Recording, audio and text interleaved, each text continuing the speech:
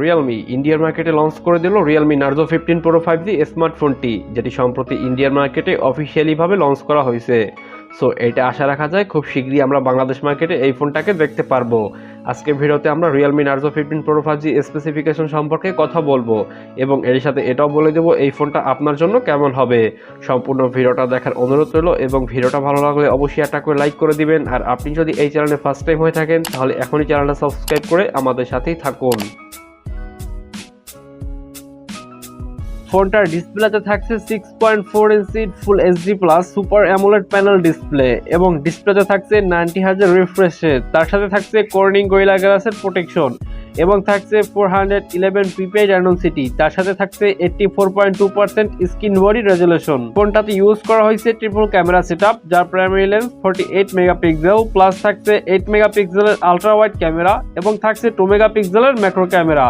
এবং এই ফোনটার ব্যাক ক্যামেরা দিয়ে 30 fps এ 4K তে ভিডিও রেকর্ডিং করতে পারবেন। ফোনটার সেলফি ক্যামেরাতে ইউজ করা হয়েছে 16 মেগাপিক্সেলের একটি সেলফি ক্যামেরা এবং এই সেলফি ক্যামেরা দিয়ে 30 fps এ full HD plus video recording করতে পারবেন। ফোনটার RAM থাকছে 6GB এবং 8GB, স্টোরেজ থাকছে 128GB, স্টোরেজ টাইপ UFS 2.2। এবারে কথা বলবো ফোনটার নেটওয়ার্ক টেকনোলজি নিয়ে। ফোনটাতে থাকছে 5G সাপোর্টেড, তবে এর সাথে আপনি ডুয়াল ন্যানো সিম কার্ড ইউজ করতে পারবেন। ফোনটা বডিতে থাকছে ফ্রন্ট গ্লাস, ফোনটার ওয়েট থাকছে 181 গ্রাম। ফোনটা পাবেন দুইটি কালারে, হাইপার ব্লু এবং থাকছে হাইপার ব্ল্যাক। ফোনটাতে 3.5mm জ্যাকের পাশাপাশি থাকছে লাউড স্পিকারের সুবিধা। যাই হোক, এবার আমরা কথা বলবো ফোনটার পারফরমেন্স নিয়ে।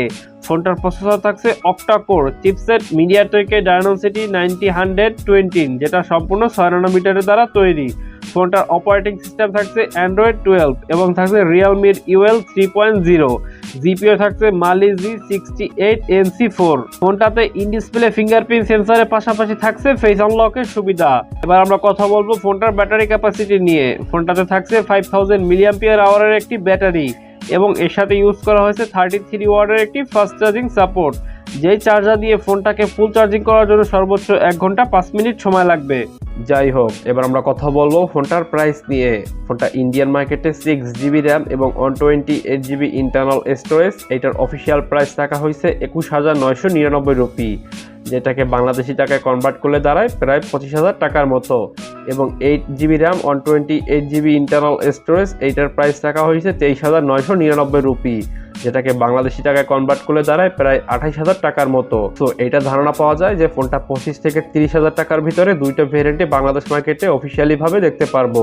আজকে ভিডিওটা এই পর্যন্তই। সবাই ভালো থাকবেন, দেখা হবে পরবর্তী কোনো ভিডিওতে। সে পর্যন্ত চ্যানেলটা সাবস্ক্রাইব করে আমাদের সাথেই থাকুন।